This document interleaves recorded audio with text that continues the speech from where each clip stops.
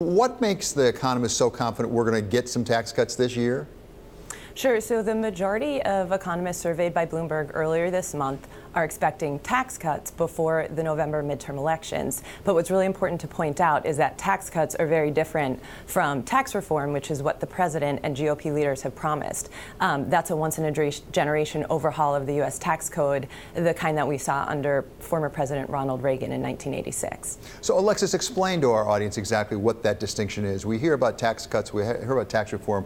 Why is tax reform both so much more important and so much more difficult?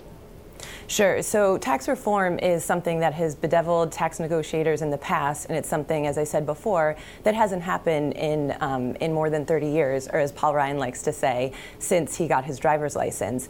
And the problem is that Republican leaders want to use a process known as reconciliation. So to do that, they have to make sure that tax cuts are offset by revenue raisers or the elimination of deductions. And there are obviously many special interest groups that are very protective of the tax breaks that they get and will be really reticent to see those go away.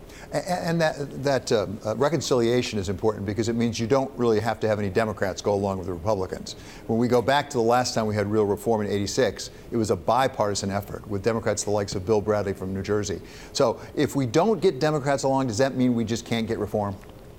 I think that's a fair conclusion. I think it's very difficult to really see the kind of Reagan-style reform that we had back in 1986 without some kind of bipartisan support.